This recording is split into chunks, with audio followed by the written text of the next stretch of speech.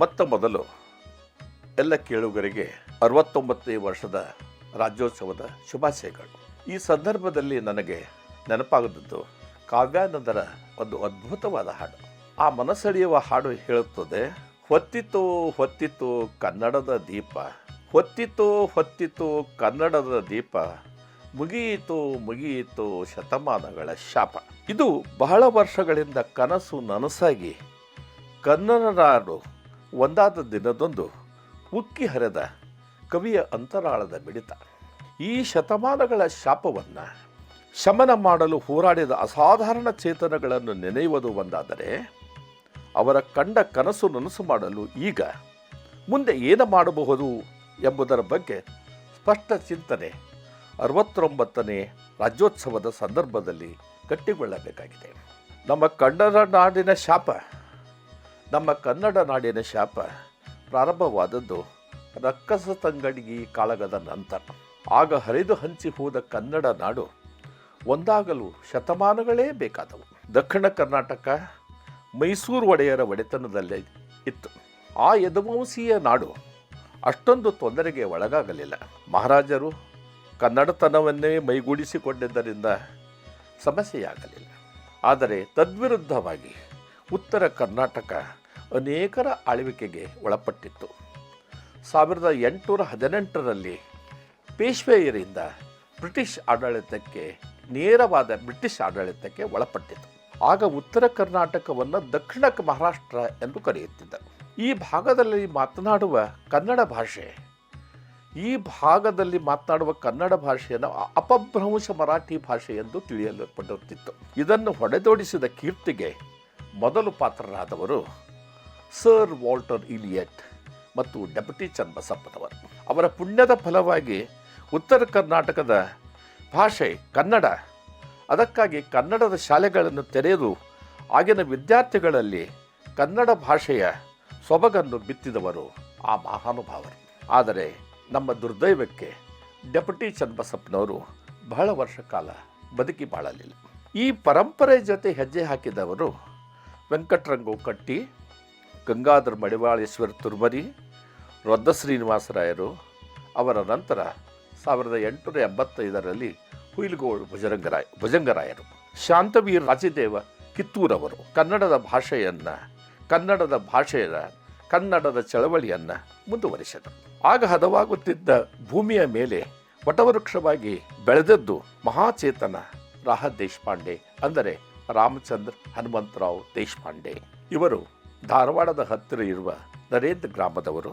ಅವರು 1861 ಮಾರ್ಚ್ 21 ಜನಿಸಿದರು. ಅವರು ಹುಟ್ಟಿದ ದಿವಸ ಮಾರ್ಚ್ 20, 1861. ಪ್ರಾಥಮಿಕ ಶಿಕ್ಷಣವನ್ನು ನರೇಂದ್ರದಲ್ಲಿ ಅವರು ಮಾಡಿದರು. ಮೊದಲ ಪ್ರಾಥಮಿಕ ಹಂತವನ್ನು ನರೇಂದ್ರದಲ್ಲಿ ಇತ್ತು. ಬೇರೆ ಬೇರೆ ಕಡೆ ಧಾರವಾಡದ ಬಹಳ ದೂರ ಆಗ್ತಿತ್ತು. ಆವಾಗ 8-10 ಮೈಲು ಬರಬೇಕಾಗ್ತಿತ್ತು ಅನ್ನೋ ಕಾರಣಕ್ಕೆ ತಮ್ಮ ಪ್ರಾಥಮಿಕ ಶಿಕ್ಷಣವನ್ನು ಜಾಣ ವಿದ್ಯಾರ್ಥಿಯಾಗಿದ್ದರು ರಾಹ ದೇಶಪಾಂಡೆಯವರು. ನಂತರ ಹೈಸ್ಕೂಲ್ ಶಿಕ್ಷಣವನ್ನು ಧಾರವಾಡದಲ್ಲಿ ಮುಗಿಸಿದರು. ಆಗ ಧಾರವಾಡದಲ್ಲಿ ಅವರು ಮ್ಯಾಟ್ರಿಕ್ ಪಾಸಾದಾಗ ಅವರಿಗೆ ಇಡೀ ಧಾರವಾಡ ಕೇಂದ್ರಕ್ಕೆ ಮೊದಲ ಸ್ಥಾನ ದೊರೆಯಿತು. ಇಡೀ ಪೂನಾ ಸೆಂಟರಿಗೆ ಅವರಿಗೆ ಮೊಟ್ಟ ಮೊದಲು 18ನೇ ಸ್ಥಾನವನ್ನು ದೊರಕಿಸಿಕೊಳ್ಳುವಂತಾಯಿತು. ಅಷ್ಟು ಪ್ರತಿಭಾವಂತ ವಿದ್ಯಾರ್ಥಿ ಅವರಾಗಿದ್ದರು. ಆ ಕಾರಣದಿಂದಾಗಿಯೇ ಅವರು ಮುಂದೆ ಪುಣೆಯ ಡೆಕ್ಕನ್ ಕಾಲೇಜಿನಲ್ಲಿ ಶಿಕ್ಷಣವನ್ನು ಮುಂದುವರಿಸುವಂತಾಯಿತು. ಅಲ್ಲಿಯೇ 1882ರಲ್ಲಿ ಅವರು ತಮ್ಮ BA ಆನರ್ಸನ್ನು ಮುಗಿಸಿದರು. 1884ರಲ್ಲಿ ಅವರು ತಮ್ಮ MA ಪದವಿಯನ್ನು ಉಚ್ಚ ಶ್ರೇಣಿಯಲ್ಲಿ ಗಳಿಸಿಕೊಂಡು ಧಾರವಾಡಕ್ಕೆ ಮರಳಿ ಬಂದರು. ಇಲ್ಲಿ ಒಂದು ಸೋಜಿಗ ನಡೆದು ಹೋಯಿತು. ಯಾವಾಗ ಅವರು ಮರಳಿ ಧಾರವಾಡಕ್ಕೆ ಬಂದಾಗ ಇಲ್ಲಿಯ ಶಿಕ್ಷಣಾಧಿಕಾರಿಯಾಗಿದ್ದ WA ರಸಲ್ ಎಂಬ ಒಬ್ಬ ಶಿಕ್ಷಣಾಧಿಕಾರಿಯವರು ಅವರನ್ನು ಭೇಟಿಯಾಗಲಿಕ್ಕೆ ರಾಹ ದೇಶಪಾಂಡೆಯವರು ಹೋದರು. ಆವಾಗ ರಾಹ ದೇಶಪಾಂಡೆಯವರು ಅವರಿಗೆ ನಮಸ್ಕರಿಸಿ ಅಲ್ಲಿ ಕುಳಿತಾಗ ಅವರು WA ರಸಲ್ ಕನ್ನಡದ ಅತ್ಯಂತ ಅಭಿಮಾನಿಗಳಲ್ಲಿ ಒಬ್ಬರಾಗಿದ್ದರು.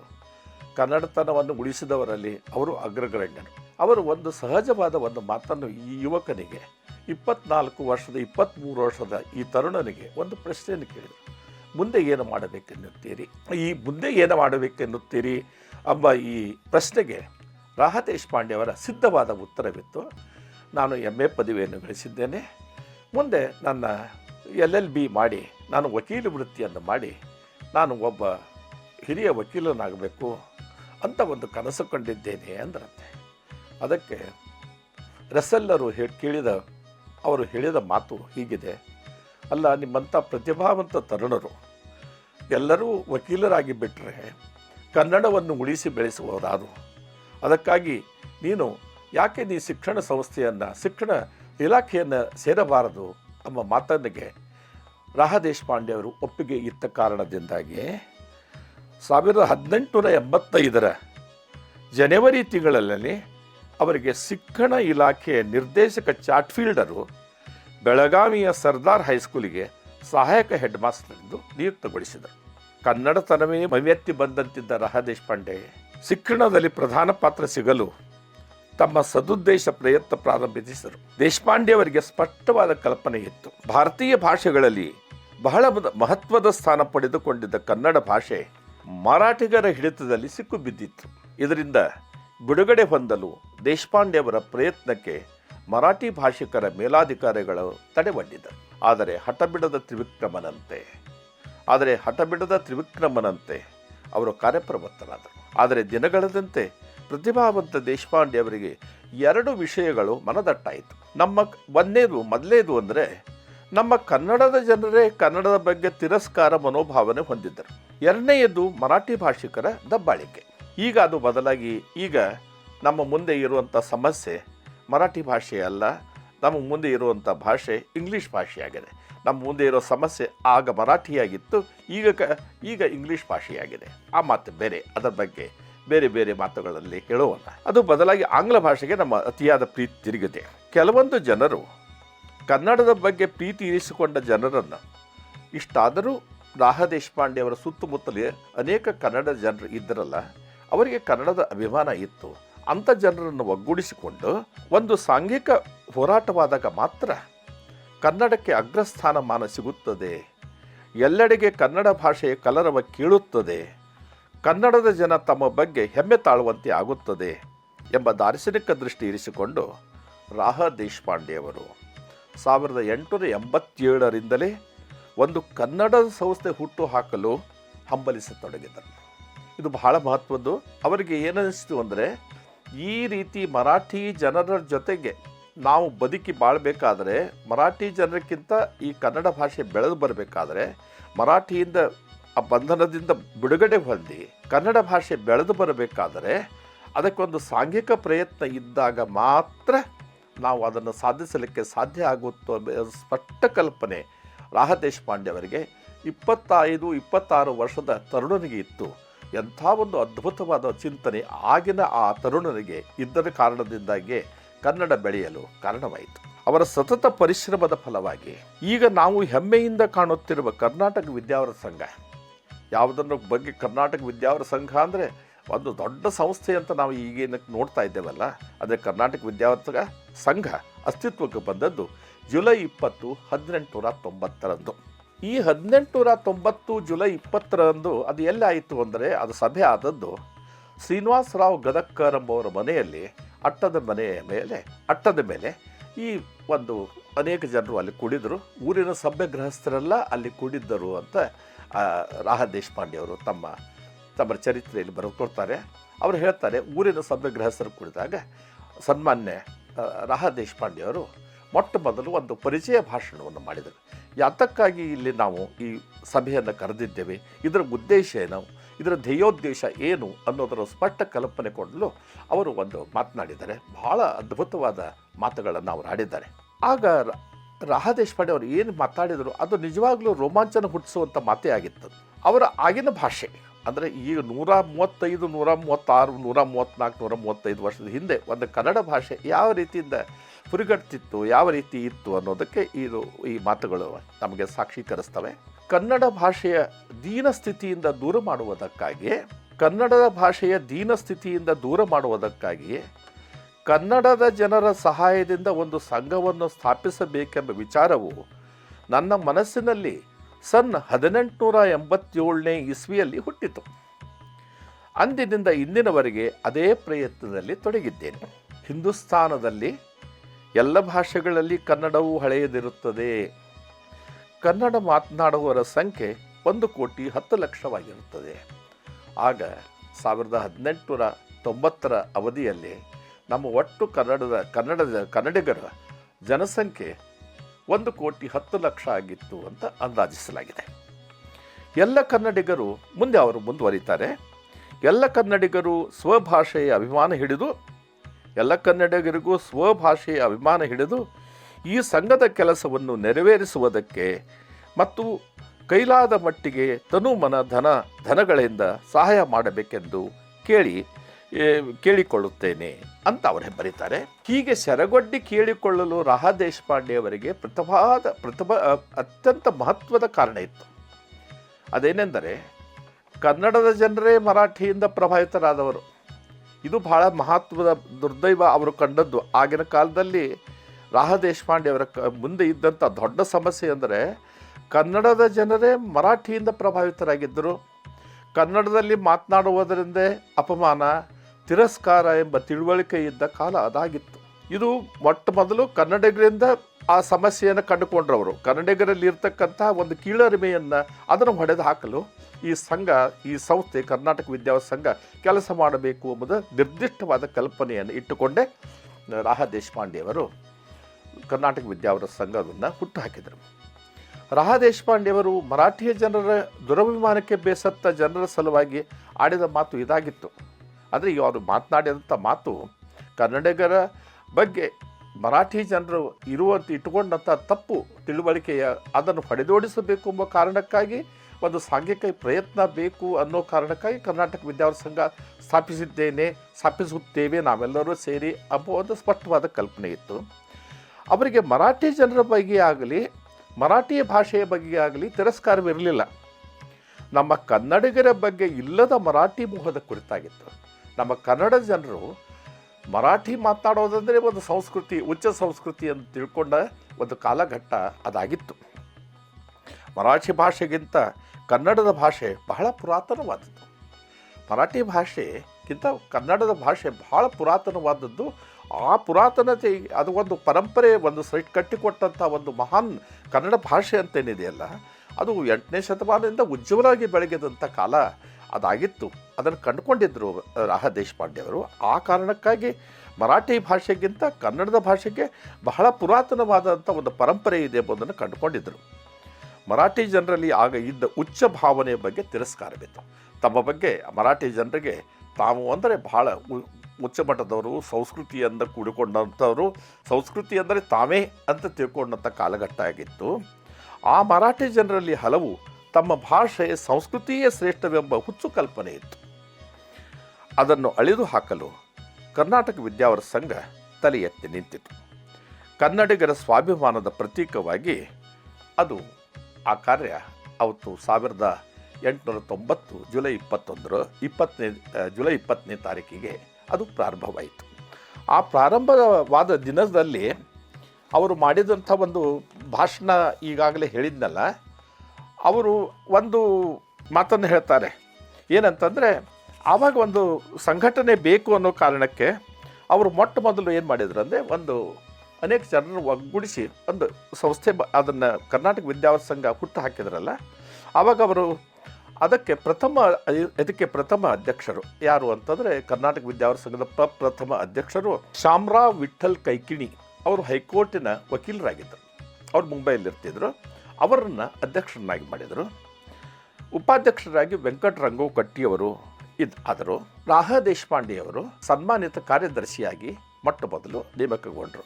ವ್ಯವಸ್ಥಾಪಕರಾಗಿ ನಾಮದಾರ್ ರಾವ್ ಬಹಾದೂರ್ ಗುರುಸಿದ್ದಪ್ಪ ಗಿಲಗಂಜಿ, ರಾವ್ ಸಾಹೇಬ್ ಶ್ರೀನಿವಾಸರಾವ್ ರೊದ್, ರಾವ್ ಸಾಹೇಬ್ ರಾಮರಾವ್ ದೇಸಾಯಿ, ರಾರಾ ಶಾಂತಬೀರಪ್ಪ ಮೆಣಸಿನಕಾಯಿ, ರಾರಾ ಶೇಷಗಿರಿರಾವ್ ಕೊಪ್ಪಿಕರ್, ರಾರಾ ಗುರುರಾಜ್ ಮೊರಬ್, ರಾರಾ ದೋಂಡೋ ನರಸಿಂಹ ಮುಳಬಾಗಲ್ ಅವರು ಕಾರ್ಯಕಾರಿ ಸಮಿತಿಯ ಅಲ್ಲಿ ಒಂದು ಸ್ಥಾನವನ್ನು ಪಡೆದುಕೊಂಡರು. ಇದು ವಿದ್ಯಾವರ್ಧಕ ಸಂಘ ಈ ಕಾರಣದಿಂದ ಹೀಗೆ ಒಂದು ಸಂಸ್ಥೆಯಲ್ಲಿ ಪದಾಧಿಕಾರಿಗಳನ್ನು ಅದು ಇಟ್ಟುಕೊಂಡು ಒಂದು ಕೆಲಸವನ್ನು ಅವರು ಪ್ರಾರಂಭ ಮಾಡಿದರು. ಅವರು ಏನಾದರೂ ಇಂಥ ಪ್ರಯತ್ನವನ್ನು ಆಗ ಮಾಡದೇ ಹೋಗಿದ್ದರೆ ರಾ ದೇಶಪಾಂಡೆಯವರು ಇದಕ್ಕೆ ಖಂಡಿತವಾಗಿ ಹೌದು ಎಂದು ಉತ್ತರಿಸಲೇಬೇಕಾಗುತ್ತದೆ.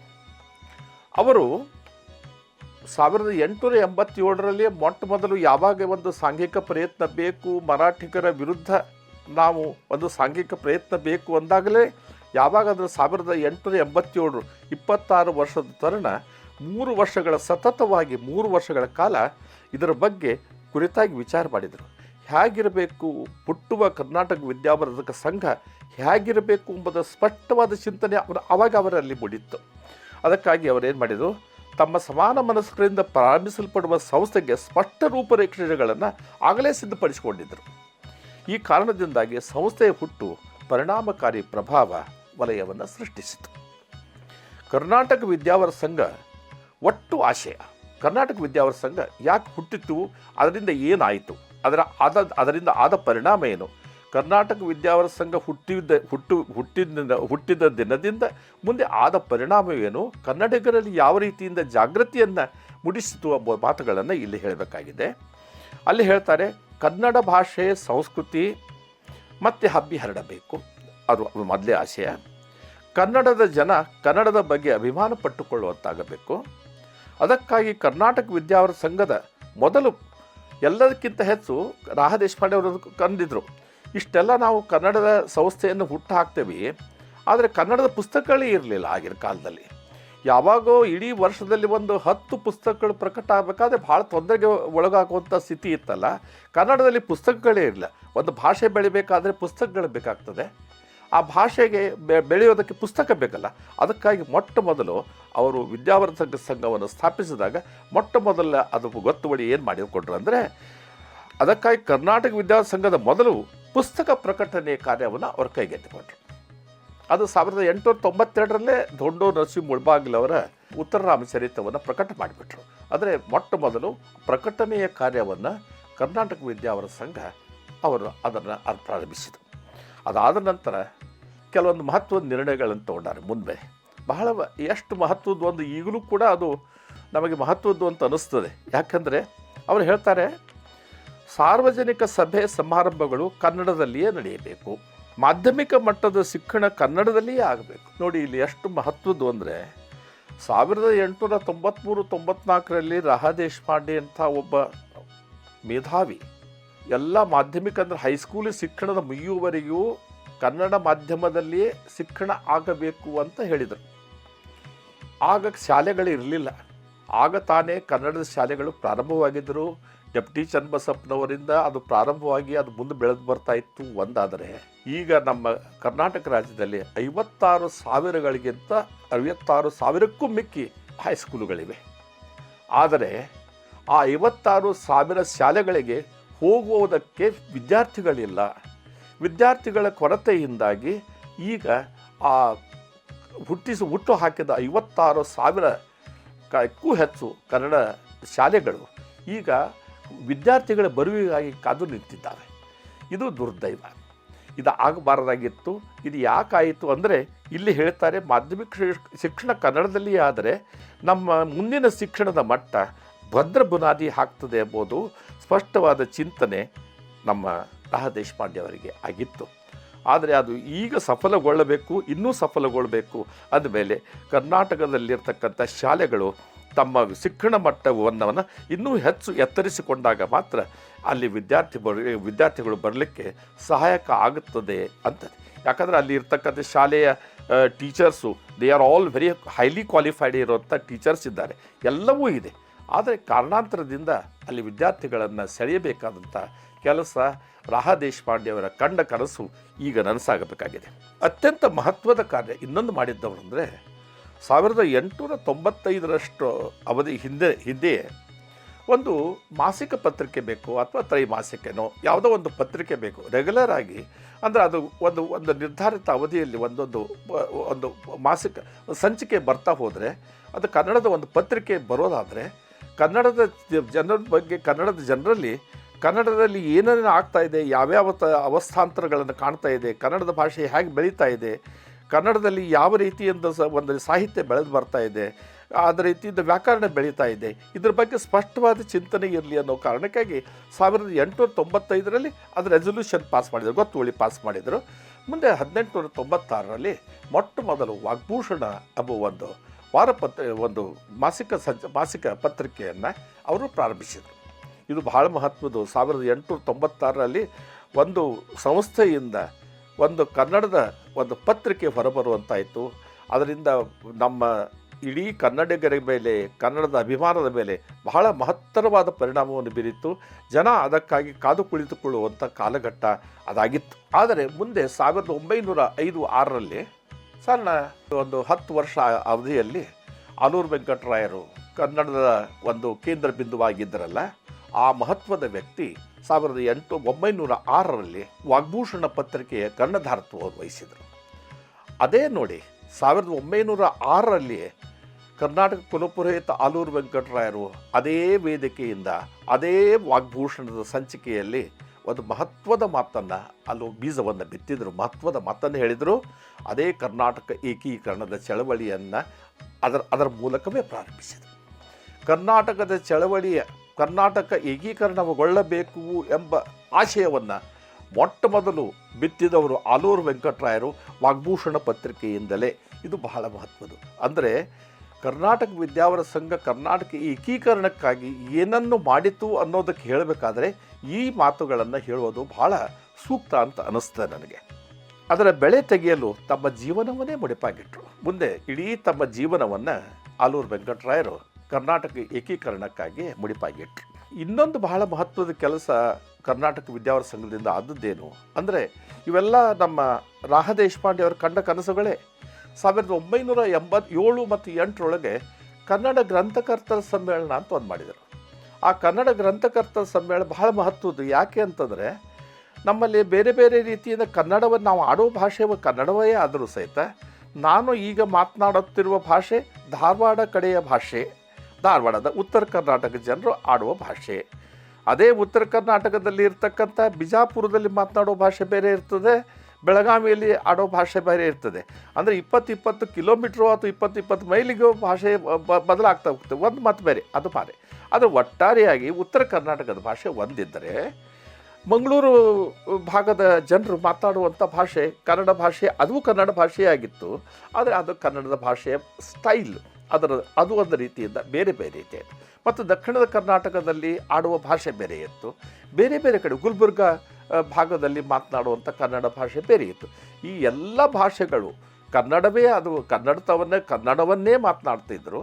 ಕನ್ನಡ ಒಂದಾಗಲು ಅದರಲ್ಲಿ ಪುಸ್ತಕಗಳನ್ನು ಬರಿಬೇಕಾದ್ರೆ ಯಾವ ರೀತಿಯ ಪುಸ್ತಕಗಳನ್ನು ಬರೆದರೆ ಎಲ್ಲರಿಗೂ ಸಮಾನವಾಗಿ ಸಲ್ಲುತ್ತದೆ ಎಂಬ ಕಾರಣಕ್ಕಾಗಿ 1907 ಮತ್ತು 8ರಲ್ಲಿ ಈ ಕನ್ನಡ ಎಲ್ಲ ಗ್ರಂಥಕರ್ತರನ್ನು ಕರೆಸಿ ಒಂದು ಸಮ್ಮೇಳನ ಮಾಡಿ ಒಂದು ಭಾಷೆಯಲ್ಲಿ ಏಕರೂಪತೆ ತರಲು ಸಾಧ್ಯವಾಗುತ್ತದೆಯೋ ಹೇಗೆ ಅಂತ ಒಂದು ಪ್ರಯತ್ನ ಮಾಡಿದರು. ಈ ಎರಡೂ ಬಹಳ ಮಹತ್ವದ್ದು. ಇದರಲ್ಲಿಯೂ ಕೂಡ ಆಲೂರು ವೆಂಕಟರಾಯರ ಪಾತ್ರ ಇದೆ, ಆ ಮಾತು ಬೇರೆ. ಆದರೆ ರಾಹ ದೇಶಪಾಂಡೆಯವರು ಒಂದು ಶಕ್ತಿಯಾಗಿ ಹಿಂದೆ ನಿಂತು ಇದಕ್ಕೆ ಕೊಟ್ಟರು. ಇಂಥ ಒಂದು ಕೆಲಸ ಆದರೆ ಅಂದರೆ ಒಟ್ಟು ಕರ್ನಾಟಕ ಆಗೋದಕ್ಕೆ ಸಾಧ್ಯ ಆಗ್ತದೆ ಎಂಬ ಪರಿಕಲ್ಪನೆ ಆವಾಗ 1907 ಮತ್ತು 8ರ ಅವಧಿಯಲ್ಲಿ ಅವರ ತಲೆಯಲ್ಲಿ ಸ್ಪಷ್ಟವಾಗಿ ಅವರ ಮನಸ್ಸಿನಲ್ಲಿತ್ತು. ಈ ಕಾರಣದಿಂದ ಮುಂದೆ ಮತ್ತು ಇನ್ನೊಂದೇನೆಂದರೆ, ಬಹಳ ಮಹತ್ವದ ಮಾತೇನೆಂದರೆ, ಯಾವಾಗ ರಾಹ ದೇಶಪಾಂಡೆಯವರು ಪುಣೆಯಲ್ಲಿ ಕಲಿತಿದ್ರಲ್ಲ, ಆ ಪುಣೆಯಲ್ಲಿ ಕಲಿತಿರಬೇಕಾದ್ರೆ ಈ ದಕ್ಷಿಣ ಭಾರತ ಎಲ್ಲಿಯೂ ಇಂಜಿನಿಯರಿಂಗ್ ಕಾಲೇಜ್ ಇರಲಿಲ್ಲ.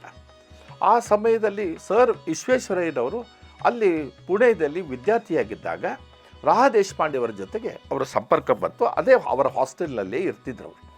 ಆ ಸಮಯದಲ್ಲಿ ರಾಹ ದೇಶಪಾಂಡೆಯವರಿಗೂ ಸರ್ ಎಂ ವಿಶ್ವೇಶ್ವರಯ್ಯನವರಿಗೂ ಬಹಳ ಒಳ್ಳೆಯ ನಿಕಟವಾದ ಒಡನಾಟ ಇದ್ದಿದ್ದು.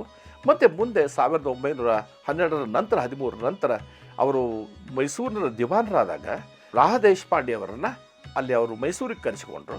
ಆ ಮೈಸೂರಿನ ಭಾಗದ ಜನರಿಗೆ ಇದರ ಬಗ್ಗೆ ತಿಳುವಳಿಕೆ ಹೇಳೋದಕ್ಕೆ ಕನ್ನಡ ಬೆಳಿಬೇಕು, ಕನ್ನಡ ಉಳಿಬೇಕು ಎಂಬ ಕಾರಣಕ್ಕಾಗಿ ಚಿಂತನೆಯ ಫಲವಾಗಿ ಮೈಸೂರು ಎಕನಾಮಿಕ್ ಕಾನ್ಫರೆನ್ಸ್ ಆಯಿತು. 1915ರಲ್ಲಿ ಮೊಟ್ಟ ಮೊದಲು ಈ ಕರ್ನಾಟಕ ವಿದ್ಯಾವರ್ಧಕ ಸಂಘದ ಆಶಯಗಳನ್ನಿಟ್ಟುಕೊಂಡು ಒಂದು ಹೊಸ ಸಂಸ್ಥೆ ಹುಟ್ಟಬೇಕು ಅನ್ನೋ ಕಾರಣಕ್ಕಾಗಿ ಕರ್ನಾಟಕ ಸಾಹಿತ್ಯ ಪರಿಷತ್ತು ಅಥವಾ ಕನ್ನಡ ಸಾಹಿತ್ಯ ಪರಿಷತ್ತು 1915ರಲ್ಲಿ ಉದಯವಾಯಿತು. ಅದರಲ್ಲಿ ನಮ್ಮ ಈ ಉತ್ತರ ಕರ್ನಾಟಕದ ಜನರ ಕೊಡುಗೆ ಬಹಳ ಮಹತ್ವದ್ದಾಗಿದೆ. ರಾಹ ದೇಶಪಾಂಡೆಯವರಾಗಲಿ, ಆಲೂರು ವೆಂಕಟರಾಯರಾಗಿ ಇನ್ನೂ ಅನೇಕರು ಇಲ್ಲಿಂದ ಹೋಗಿದ್ದರು.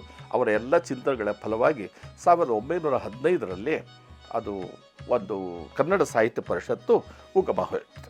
ಈ ಕರ್ನಾಟಕ ವಿದ್ಯಾರ್ಥಿ ಸಂಘದ ಗ್ರಂಥಾಲಯ ಮತ್ತು ಇನ್ನೊಂದೇನೆಂದರೆ ಎಷ್ಟು ಅವರ ಮುಂದೆ ಕನ್ನಡ ಬೆಳೆಯಬೇಕು ಎಂಬುದು, ಅಂದರೆ ನಾನು ಈಗ ಹೇಳಬೇಕಾದ್ರೆ ಕನ್ನಡ ಬೆಳೆಯಲಿ ಅಂತ ಏನು ನಾನು ಮಾತಾಡ್ತಾ ಇದ್ದೀನಲ್ಲ, ಅವರು ಮೊಟ್ಟ ಮೊದಲು 1887ರಲ್ಲಿ ಮೊಟ್ಟ ಮೊದಲು ಏನು ಒಂದು ಕರ್ನಾಟಕ ವಿದ್ಯಾರ್ಥಿ ಸಂಘ ಆಗಬೇಕು ಅನ್ನೋ ಕಾರಣಕ್ಕೆ ಅವರು ತಮ್ಮ ಪತ್ರಗಳನ್ನು ಬರೆದ್ರಲ್ಲ ಬೇರೆ ಬೇರೆ ಕನ್ನಡ ಭಾಷಿಕರಿಗೆ ಬರೆದಾಗ ಅದರ ಮೇಲೆ ಮೊಟ್ಟ ಮೊದಲು ಅವರು ಬರೆದದ್ದು ಕನ್ನಡ ಬೆಳೆಯಲಿ ಅಂತ ಬರೆದು, ಆ ಕನ್ನಡ ಬೆಳೆಯಲಿ ಅಂತ ಬರೆದು ಅದರ ಕೆಳಗಡೆ ಅವರು ಬರೀತದೆ. ಅಂದರೆ ಕನ್ನಡ ಬೆಳೆಯಬೇಕಾದರೆ ಇವೆಲ್ಲ ಕಾರಣಗಳು ಆದರೆ ಮಾತ್ರ, ಇವೆಲ್ಲ ಸಾಧ್ಯವಾದಾಗ ಮಾತ್ರ ಕನ್ನಡ ಉಜ್ವಲವಾಗಿ ಬೆಳೆಯುತ್ತದೆ ಅನ್ನುವಂಥ ಚಿಂತನೆ ಅವರಿಗಿತ್ತು. ಆ ಕಾರಣದಿಂದಾಗಿ ಗ್ರಂಥಕರ್ತ ಸಮ್ಮೇಳನ ಮಾಡಿದರು, ವಾಗ್ಭೂಷಣ ಪತ್ರಿಕೆಯನ್ನು ಹೊರಡಿಸಿದರು ಮತ್ತು ಪುಸ್ತಕ ಪ್ರಕಟಣೆ ಕಾರ್ಯವನ್ನು ಮಾಡಿದರು. ಮಾಧ್ಯಮಿಕ ಶಾಲೆಗಳಲ್ಲಿ ಕನ್ನಡ ಆಗಬೇಕು ಅಂದರು. ಇವೆಲ್ಲವನ್ನು ಅಂದರು. ಸಾರ್ವಜನಿಕ ಸಭೆ ಸಮಾರಂಭಗಳು ಕನ್ನಡದಲ್ಲಿ ಆಗಬೇಕಂದ್ರು.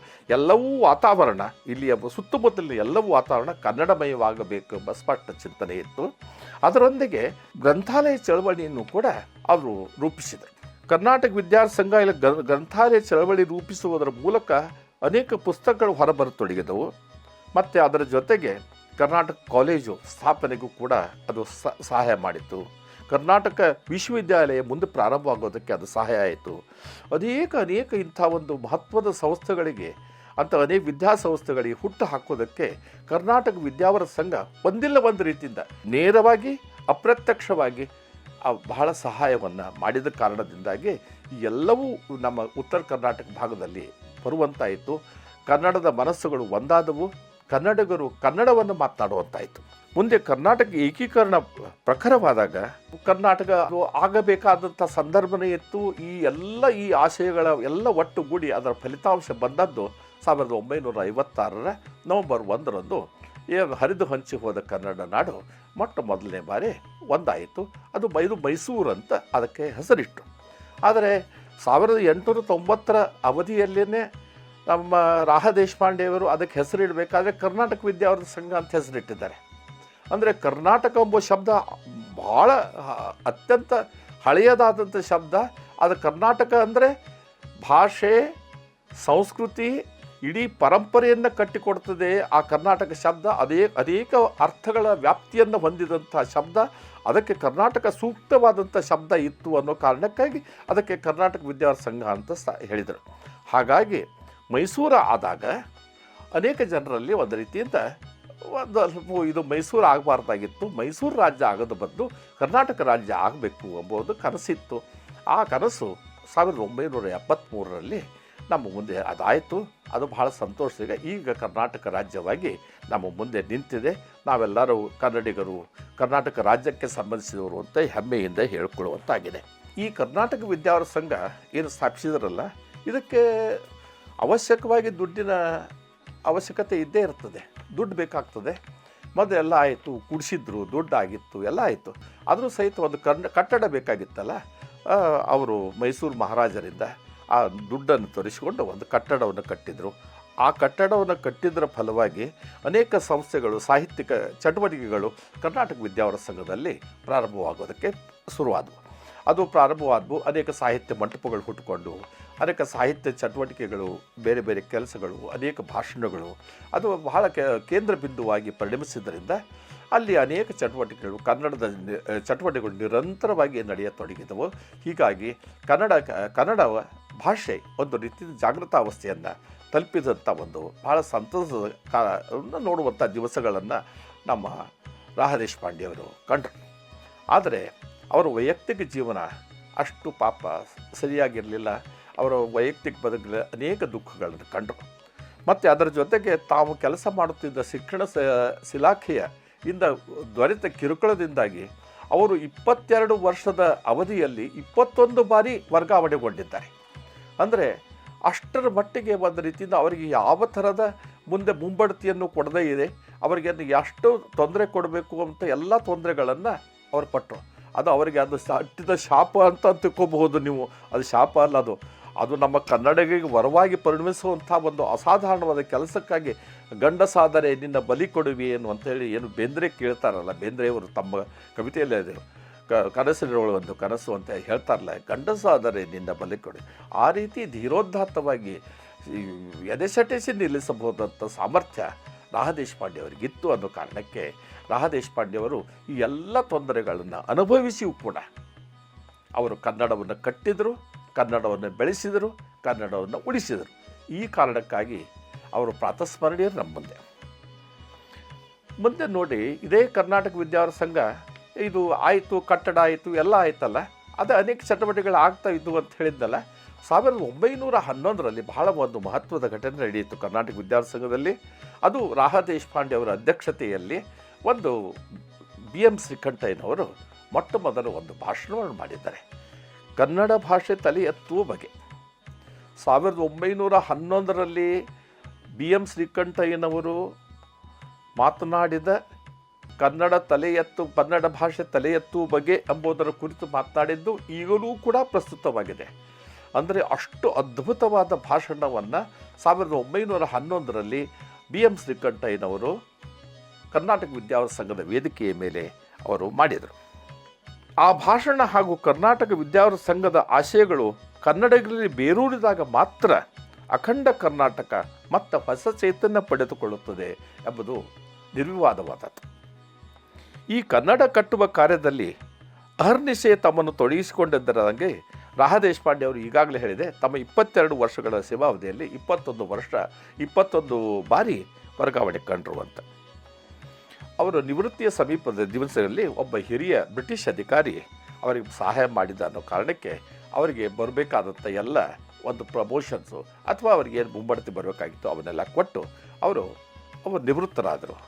ಆದರೂ ತಮ್ಮ ಮಹತ್ವದ 45 ವರ್ಷಗಳ ಕಾಲ ಅವರು ಕನ್ನಡಕ್ಕಾಗಿ ಬದುಕಿದರೂ ಬಾಳಿದರು. ರಾಹ ದೇಶಪಾಂಡೆ ಅವರು ಆಗಿನ ಮೈಸೂರು ಮಹಾರಾಜರಿಂದ ಧನಸಹಾಯ ಪಡೆದುಕೊಂಡು ಒಂದು ಸಂಸ್ಥೆಯನ್ನು ಕಟ್ಟಿದ್ರು ಅಂತ ನಾನು ಹೇಳಿದ್ನಲ್ಲ, ಅದು ಈಗ ಬಹಳಷ್ಟು ಬೆಳೆದು ವಿಸ್ತಾರಗೊಂಡಿದೆ. ಅನೇಕ ಬೇರೆ ಬೇರೆ ಇದಾಗಿದೆ. ಒಂದು ನಾವು ಹಾಲಿಗೆ ಅಲ್ಲಿರ್ತಕ್ಕಂಥ ಒಂದು ಸಭಾಭವನಕ್ಕೆ ರಾಹ ದೇಶಪಾಂಡೆ ಅವರ ಹೆಸರನ್ನಿಟ್ಟಿದ್ದೇವೆ. ಒಂದು ಪಾಟೀಲ್ ಪುಟ್ಟ ಭವನ ಸಭಾಂಗಣ ಆಗಿದೆ. ಇನ್ನೂ ಬೇರೆ ಬೇರೆ ಸಭಾಂಗಣಗಳು ಬೇಲೆ ಎದ್ದಿವೆ. ಬಹಳಷ್ಟು ಈಗ ಬೆಳೆದಿದೆ. ರಾಹ ದೇಶಪಾಂಡೆ ಅವರ ಕನಸು ಅವರಿದ್ದರೆ ಅವರು ಬದುಕಿದ್ದರೆ, ಅಂದರೆ ಅವರು ಬದುಕೋದಲ್ಲ, ಸಾಧ್ಯ ಇಲ್ಲ, ಆ ಮಾತು ಬೇರೆ. ಆದರೆ ಅವರ ಆಶಯಗಳು ಈಗ ನಿಜವಾಗಲೂ ಒಂದು ರೀತಿಯಿಂದ ಉತ್ತಮವಾದ ಫಲಿತಾಂಶವನ್ನು ಕೊಡ್ತಾ ಇದೆ ಎಂಬುದು ನಮಗೆಲ್ಲ ಸಂತೋಷದ ಸಂಗತಿ. ಅದಕ್ಕಾಗಿ ರಾಹ ದೇಶಪಾಂಡೆ ಅವರು ನಮಗೆ ಯಾಕೆ ರಾಹ ದೇಶಪಾಂಡೆ ಅವರು ಪ್ರಾತಸ್ಮರಣೀಯರು ಅಂದರೆ 2 ಕಾರಣಕ್ಕಾಗಿ. ಒಂದು ಕರ್ನಾಟಕ ವಿದ್ಯಾವರ ಸಂಘವನ್ನು ಸ್ಥಾಪಿಸಿದ್ರು ಅನ್ನೋದು ಒಂದಾದರೆ, ಇನ್ನೊಂದು ಅದ್ಭುತವಾದ ಒಂದು ಮಂತ್ರದೃಷ್ಟಾರ ಮಾತನ್ನು ಅವರು ಹೇಳಿದ್ದಾರೆ. ಸಿರಿಗನ್ನಡಂ ಗೆಲ್ಗೆ. ಈ ಸಿರಿಗನ್ನಡಂ ಗೆಲ್ಗೆ ಎಂಬ ಮಾತು ಬಹಳ ಮಹತ್ವದ್ದು. ಈ ಸಿರಿಗನ್ನಡಂ ಗೆಲ್ಗೆ ಎಲ್ಲ ಕಡೆಯೂ ನಾವು ಈಗ ಮೇಲೆ ನೋಡಬೇಕಾದ್ರೆ ಅದು ಯಾವುದು ಶ್ರೀಕಾರ ಹಾಕಿದ ಹಾಗೆ ನಾವು ಎಲ್ಲ ಕಡೆ ನಾವು ಕನ್ನಡದ ಬಗ್ಗೆ ಬರಿಬೇಕಾದರೆ ಸಿರಿಗನ್ನಡಂ ಗೆಲ್ಗೆ ಅಂತ ಬರಿತೇವೆ. ಇದು ರಾಹ ದೇಶಪಾಂಡೆ ಅವರು ಕೊಟ್ಟಂಥ ಅನಿರ್ವಚನೀಯ ಒಂದು ಮಂತ್ರದೃಷ್ಟಾರ ಮಾತು ಆವಾಗ ಕೊಟ್ಟರವರು. ಅದರಿಂದಾಗಿ ಕನ್ನಡ ಉತ್ಕರ್ಷಕ್ಕೆ ಬರೋದಕ್ಕೆ ಸಹಾಯ ಆಯಿತು ಅಂತ ನಾವು ತಿಳ್ಕೊಬೋದು. ಅವರು ಅನೇಕ ಪುಸ್ತಕಗಳನ್ನ ಬರೆದರು. ಚೈತನ್ಯ ಚರಿತ್ರೆ, ಅಕ್ಬರ ಚರಿತ್ರೆ, ಬೇರೆ ಬೇರೆ ಚರಿತ್ರೆಗಳನ್ನು ಅವರು ಬರೆದರು. ಕರ್ನಾಟಕದ ಸಾಮ್ರಾಜ್ಯದ ಕುರಿತು ಅನೇಕ ಪುಸ್ತಕಗಳನ್ನು 14-15 ಪುಸ್ತಕಗಳನ್ನು ಅವರೇ ರಚಿಸಿದರು. ಆವಾಗ ಇನ್ನೂ ಇತಿಹಾಸ ರೂಪುಗೊಳ್ಳುವ ಸ್ಥಿತಿಯಲ್ಲಿತ್ತು. ಆವಾಗ ತಮಗೆ ಲಭ್ಯವಿದ್ದ ಐತಿಹಾಸಿಕ ಮಾಹಿತಿಗಳನ್ನು ಸಂಗ್ರಹಿಸಿ ಪುಸ್ತಕಗಳನ್ನು ಬರೆದಿದ್ದು ಉಂಟು. 14-15 ಪುಸ್ತಕಗಳನ್ನ ಅವರು ಬರೆದಿದ್ದಾರೆ. ಆದರೆ ಈ ಕರ್ನಾಟಕ ವಿದ್ಯಾವರ ಸಂಘ ಹುಟ್ಟಿತ್ತು, ಕರ್ನಾಟಕ ವಿದ್ಯಾಸಂಘ ಎಲ್ಲೇ ಕೆಲಸ ಮಾಡಿತ್ತು ಅನ್ನೋದರ ಬಗ್ಗೆ ನಿರ್ದಿಷ್ಟವಾದ ಕಲ್ಪನೆಯನ್ನು ಮೊಟ್ಟ ಮೊದಲು ನಮಗೆ ಅವರು ತಮ್ಮ 45 ವರ್ಷದ ಜೀವನದಲ್ಲಿ ರಾಹ ದೇಶಪಾಂಡೆ ಅವರಿಗೆ ಒಂದು ದಿನಚರಿ ಬರೆಯುವ ಒಂದು ಹಂಬಲ ಇತ್ತು. ದಿನಾಲೂ ದಿನಚರಿ ಬರೀತಾಯಿದ್ರು. ಅದು ಒಂದು ಹವ್ಯಾಸ ಅವರಿಗೆ.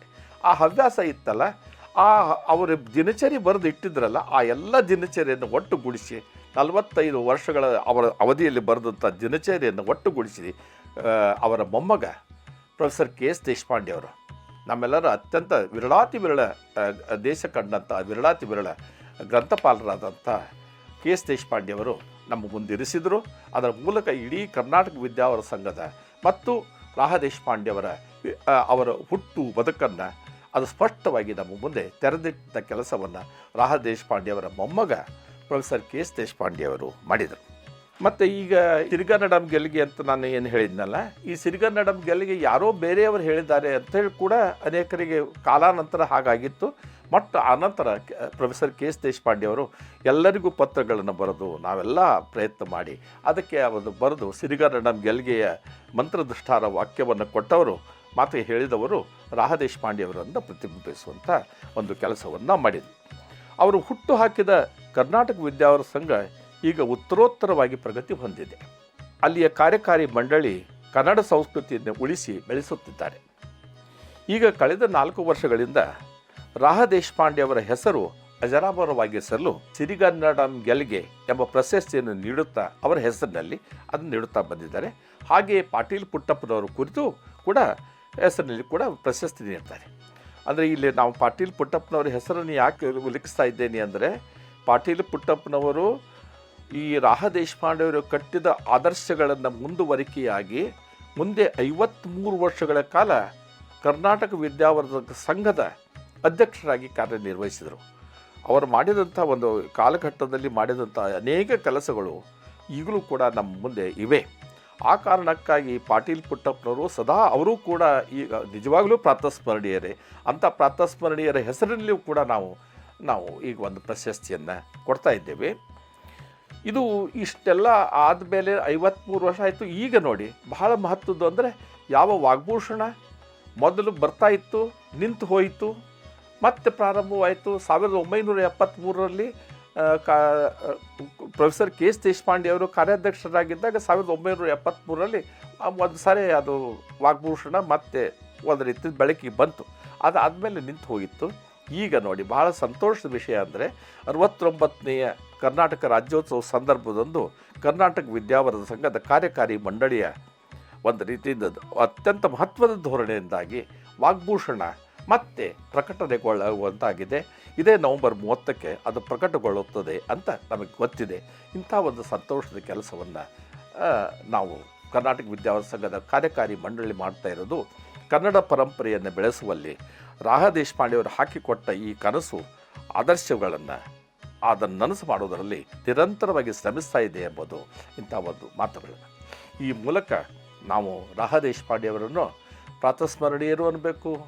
ಅವರಿಗೆ ನಿಜವಾಗಲೂ ಮುಂಜಾನೆ ಎದ್ದ ತಕ್ಷಣ ಮುಂಜಾನೆ ಎದ್ದು ಯಾರ್ಯಾರ ನೆಲೆಯಲ್ಲಿ ಅನ್ಬೇಕಾದ್ರೆ ಮೊಟ್ಟ ಮೊದಲು ಅವರ ಅಕಸ್ಮಾತ್ತಾಗಿ ಅಂಥ ಧೀಮಂತರು ಅವತರಿಸದೇ ಹೋಗಿದ್ದರೆ, ಹುಟ್ಟದೇ ಹೋಗಿದ್ದರೆ, ನಾವು ಇಡೀ ಧಾರವಾಡದ ಈ ಉತ್ತರ ಕರ್ನಾಟಕದ ಜನರು ಇವತ್ತು ಮರಾಠಿ ಭಾಷೆಯನ್ನೇ ಮಾತನಾಡ್ತಿದ್ವೋ ಏನೋ ನನಗೆ ಗೊತ್ತಿಲ್ಲ. ಅದು ಹಾಗೆ ಹೇಳಿದರೆ ಉತ್ಪ್ರೇಕ್ಷೆಯಾದೀತು. ಆದರೂ ಕೂಡ ಇದು ಒಂದು ರೀತಿಯಿಂದ ಹೀಗೆ ಆಗಬಹುದಿತ್ತು ಅಂತ ಒಂದು ನಮಗೆ ಕಲ್ಪನೆ ಬರ್ತದೆ. ಅದು ಏನೇ ಇದ್ದರೂ ಸಹಿತ ರಾಹ ದೇಶಪಾಂಡೆಯವರ ಕರ್ನಾಟಕ ವಿದ್ಯಾವರ್ಧಕ ಸಂಘದ ಹುಟ್ಟಿನಿಂದಾಗಿಯೇ ಕರ್ನಾಟಕತ್ವದ ಅನೇಕ ಕೆಲಸಗಳು ಆಗಿ ಅಖಂಡ ಕರ್ನಾಟಕದ ಕನಸನ್ನು ಕಾಣಲಿಕ್ಕೆ ಸಾಧ್ಯವಾಯಿತು. ಅದರಿಂದ ರಾಜ್ಯ ಮತ್ತು ಆಲೂರು ವೆಂಕಟರಾಯರ ವಿದ್ವತ್ ಪರಂಪರೆ ಅಸಾಧಾರಣ ಚಳವಳಿಯ ರೂಪುಗೊಂಡಿದ್ದರಿಂದ ಮುಂದೆ ಸರ್ದಾರ್ ವೀರನಗೌಡರು ಅನೇಕರು ಅದರೊಳಗೆ ಪಾಲ್ಗೊಂಡದರ ಪರಿಣಾಮವಾಗಿ ಒಟ್ಟೆ ಎಲ್ಲ ಕಡೆ ಜಾಗೃತವಾದ ಒಂದು ಕರ್ನಾಟಕ ನಮ್ಮ ಎದುರಿಗೆ ಕಾಣುವಂತಾಗಿದೆ. ಇಂಥ ಒಂದು ಚೇತನ ಒಂದು ಕಾಲಕ್ಕೆ ಇತ್ತು ಅನ್ನೋದನ್ನು ನೆನೆಸಿಕೊಳ್ಳೋದೇ ನಮ್ಮ ನಿಜವಾದ ಜೀವನದ ಪುಣ್ಯ ಅಂತ ನಾನು ತಿಳ್ಕೊಂಡಿದ್ದೇನೆ. ಅಂಥವರಿಗೆ, ಅಂಥ ಹಿರಿಯ ಚೇತನಕ್ಕೆ ನಮಸ್ಕಾರ.